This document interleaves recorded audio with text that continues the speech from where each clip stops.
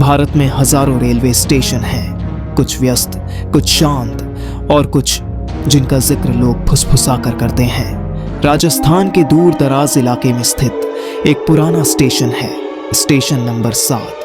कोई नहीं जानता कि इसका असली नाम क्या था, लेकिन आसपास के गांवों में लोग इसे शापित स्टेशन कहते हैं। यह कहानी है जय की, जो एक नवयुवक पत्रकार था। वह ऐसे रहस्यों की खोज में लगा रहता था जिन पर कोई विश्वास नहीं करता, पर जिनके बारे में सुनी गई कहानियां रूह कंपा देती थीं। जय को एक दिन एक गुमनाम लिफाफा मिला। उसमें एक पुरानी धुंधली तस्वीर थी, एक सुनसान रेलवे स्टेशन की। पीछे लिखा था, अगर सच में साहसी हो तो स्टेशन नंबर 7 की रात देखो, 13 तारीख पूर्णिमा की रात। पत्र देखने के बाद जय के रोंगटे खड़े हो गए। तस्वीर धुंधली जरूर थी, लेकिन कुछ था उसमें, मानो उसे देखना ही खतरनाक हो। फिर भी जय ने निश्चय किया। उसने अपनी कैमरा, टॉर्च और एक डायरी ली और निकल पड़ा उस स्टेशन की ओर। स्टेशन नंबर 7 किसी नक्शे में नहीं था। जय को बुजुर्गों से पूछना पड़ा, कई अनकहे रास्तों से गुजरना पड़ा। आखिरकार रेगिस्तान के बीचों बीच झाड़ियों से ढका एक टूटा फूटा प्लेटफॉर्म दिखाई दिया। वही स्टेशन जिसकी तस्वीर उसे भेजी गई थी। स्टेशन वीरान था और हवा में अजीब सी सड़न की गंध थी। घड़ी रात के 11:45 दिखा रही थी। जय ने कैमरा ऑन किया और स्टेशन की फुटेज लेना शुरू किया।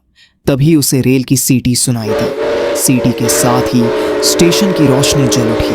पुराने पीले बल्ब जो शायद दशकों से बंद थे। जय ने हैरानी से देखा कि प्लेटफॉर्म पर लोग दिखाई देने लगे। धोती कुर्ता पहने ग्रामीण, महिलाएं, बच्चे। एक ट्रेन आकर रुकी और लोग उसमें चढ़ने लगे, पर यह सब एकदम धुंधला था, जैसे धुएं से बनी परछाइयां। जय ने देखा कि एक बूढ़ा आदमी उसकी ओर देख रहा था, बिना पलक झपकाए। उसने धीरे से कहा, हम सब इंतजार कर रहे हैं तुम्हारे लिए। फिर अचानक सब कुछ गायब हो गया। स्टेशन फिर से अंधेरे में डूब गया। जय ने गांव में वापस जाकर जानकारी जुटाई। पता चला कि 1962 में स्टेशन नंबर 7 पर एक भीषण ट्रेन दुर्घटना हुई थी। ट्रेन ने ब्रेक फेल होने की वजह से स्टेशन पर खड़े सैकड़ों लोगों को कुचल दिया था।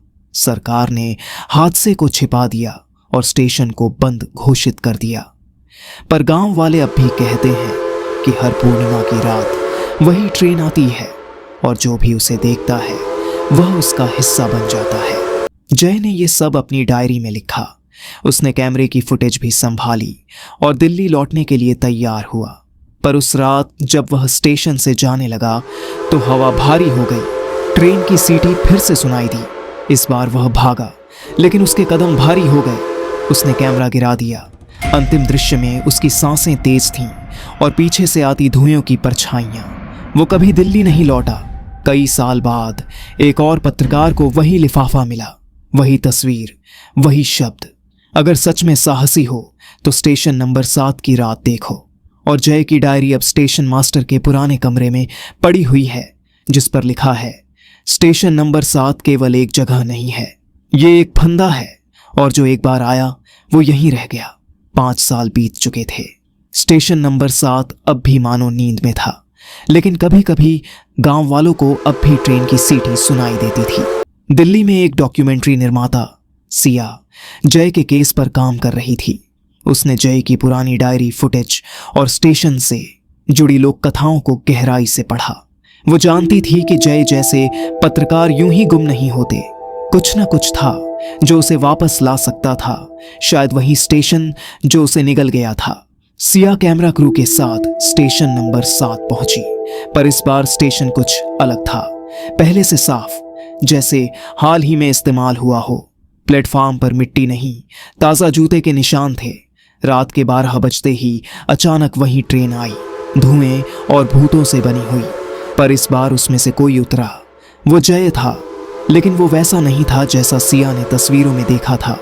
उसका चेहरा थका हुआ था, आंखें गहरी और शरीर में एक अजीब सी परछाई लिपटी हुई थी। मैं गया नहीं था, जय बोला धीमी आवाज में, मैं फंस गया था। जय ने बताया कि ट्रेन केवल एक गाड़ी नहीं थी, वो एक द्वार थी। स्टेशन नंबर 7 असल में एक जाल था, एक स्थान और समय के बीच की दरार, जहां आत्माएं कैद हो जाती थीं। ट्रेन हर पूर्णिमा को आत्माओं को एक गंतव्य की ओर ले जाती थी, एक ऐसी जगह जिसे छाया लोक कहते थे, जहां वक्त ठहर जाता है। जय ने वहां 5 साल नहीं बल्कि 55 साल बिताए थे।